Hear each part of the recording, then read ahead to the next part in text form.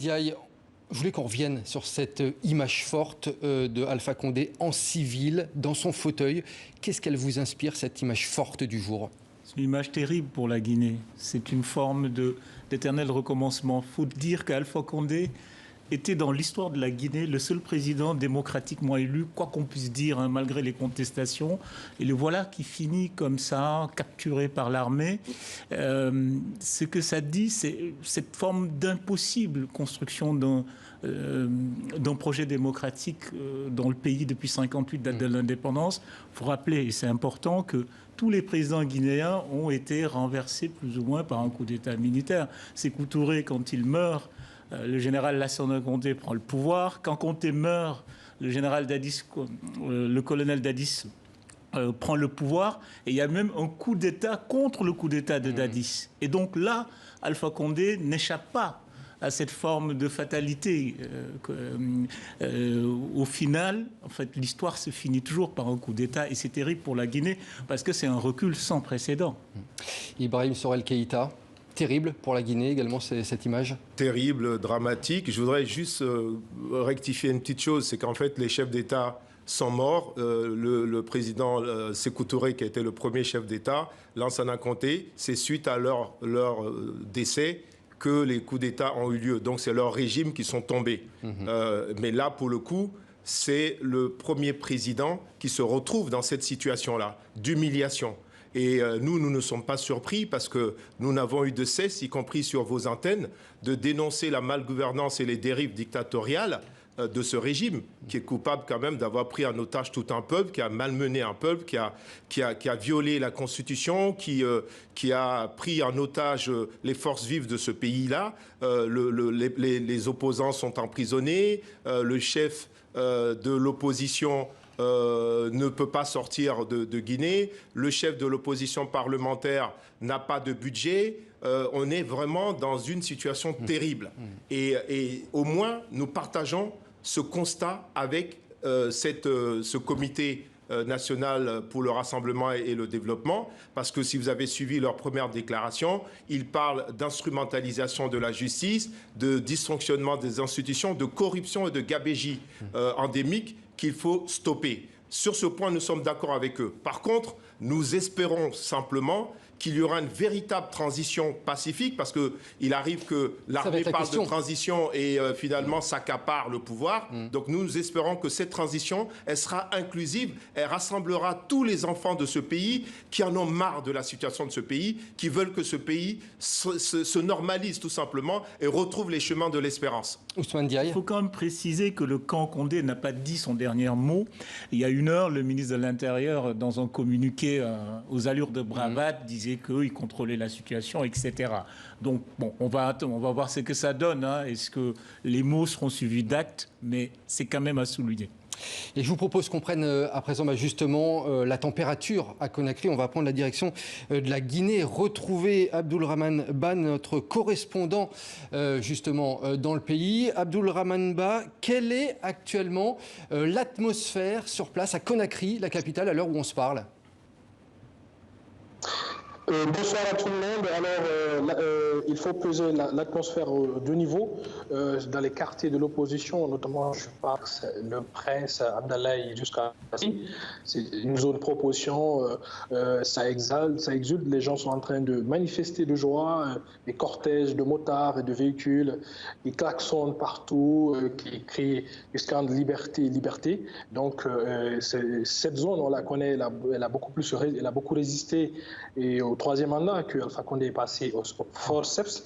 Alors, si on passe de l'autre côté de la capitale, sur l'autoroute, où c'est une zone qui est beaucoup plus acquise au pouvoir, c'est beaucoup plus calme, les gens sont assis, ou certains sont même arrêtés en spectateurs qui observent les quelques passants. Donc, ça montre un peu, si vous voulez, cette division qu'il y a entre ceux qui sont pour Alpha Condé et ceux qui sont contre lui. En tout cas, ce qu'il faut dire, c'est que le coup d'État, il est en marche. Ça, ce n'est plus aucun doute. Le colonel Mamadi Doumbouya a les rênes aujourd'hui du pays. C'est lui qui décide, c'est lui qui dicte les choses. Il a suspendu d'ailleurs la Constitution. On l'a entendu tout à l'heure à la télévision nationale. Il a démis tout le gouvernement. Et il a en garde le chef de l'État qu'il dit être en bonne santé. Il n'a pas été bousculé ou offusqué par cette prise de coup d'État. Donc pour l'instant, la situation est un peu elle se présente comme cela, comme je vous l'ai expliqué. Alors, merci. L'ambassade de France, oui. Merci beaucoup, Abdulrahman. Je voulais qu'on donne la parole à Ousmane Diaye. Ousmane, est-ce qu'on peut dire que c'est un coup d'État qui est en cours actuellement dans le pays ? Enfin, oui. Une tentative de coup d'État ? Non, pour moi, c'est un coup d'État. C'est un coup d'État, clairement. C'est un coup d'État parce que tous les symboles de l'État ont été pris, le président a été capturé. De toute façon, il faut se dire que ce coup d'État surprend à demi... Enfin, c'est une demi-surprise. Hein. Déjà, il y avait une crise de légitimité très profonde. C'est-à-dire le troisième mandat, l'élection d'il y a 1 an, le régime est sorti avec quasiment aucune légitimité. Même le chef de l'opposition n'est pas le vrai chef de l'opposition. Le deuxième parti politique le plus majoritaire ne siège pas au niveau des instances. Donc le pouvoir d'Alpha Condé n'avait plus de base légitime. Les bases légitimes étaient très faibles, l'armée était très divisée, la société civile s'était alliée à l'opposition pour faire une sorte de coalition face au pouvoir. Donc là, je pense que non seulement l'armée, et puis il faut se dire quand même très important, l'unité qui est en train de faire le coup d'État, c'est l'unité la plus équipée et la mieux formée de l'armée. Donc je vois mal le reste de l'armée qui n'a pas participé au putsch s'opposer à cette unité. Je ne crois pas au contre-coup d'État, même s'il y a eu ce communiqué du ministère de l'Intérieur, qui ont communiqué d'ailleurs assez étrange, parce qu'il n'est fait que sur Facebook. Ça veut dire qu'ils n'ont plus accès aux médias publics, aux médias officiels, pour pouvoir faire un communiqué aux allures assez étranges, où ils disent qu'ils ont repoussé tous les assauts, alors qu'on sait, c'est établi aujourd'hui, que le président Condé est aux mains des forces spéciales. Donc je pense que le coup d'État est consommé. Maintenant, est-ce que le reste de l'armée, c'est la grande question, a les moyens de risquer un contre-coup d'État? Et ça, je suis assez pessimiste là-dessus. Je rejoins entièrement ce que vient de dire M. Ndiaye. D'après les informations que nous avons, la situation est quand même maîtrisée. On pourrait parler même d'un coup d'État réussi. Évidemment, il faut se demander si les unités qui étaient favorables au président, parce qu'à force de corruption, une partie de l'armée était proche du régime.